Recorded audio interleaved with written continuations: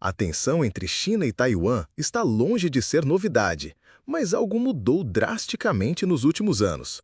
A partir de 2023, os exercícios militares chineses em torno da ilha se intensificaram como nunca antes. Satélites captaram movimentações em larga escala, navios de guerra cercaram Taiwan e o espaço aéreo da região foi violado diversas vezes por caças chineses. Pequim está deixando claro, não vai mais tolerar o que considera uma provocação separatista.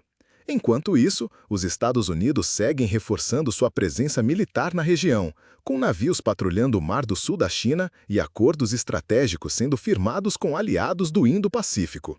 O cenário está se montando, mas a pergunta que todos estão fazendo é: por que 2025 pode ser o ano decisivo para essa invasão?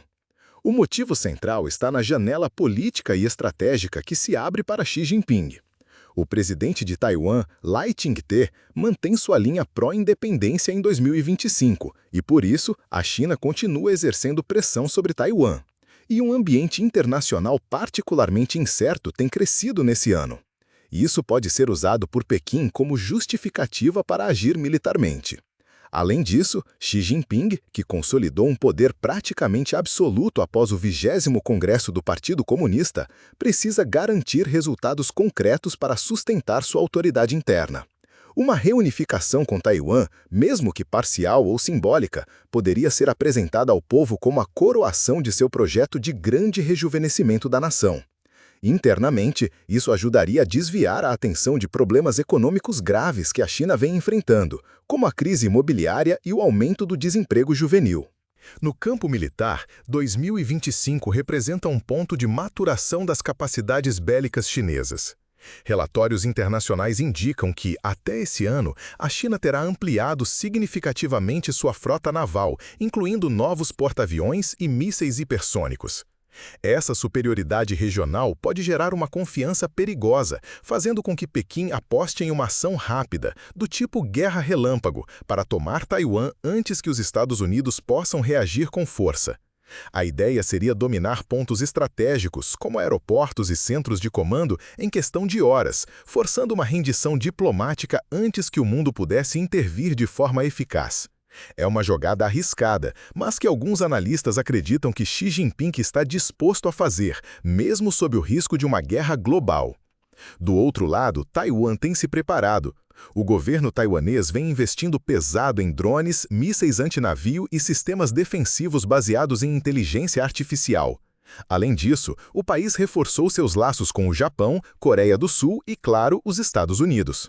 Em 2024, foi aprovada uma nova lei que amplia o serviço militar obrigatório e acelera a produção de armas domésticas. A estratégia de Taiwan é clara: tornar qualquer tentativa de invasão extremamente custosa para a China.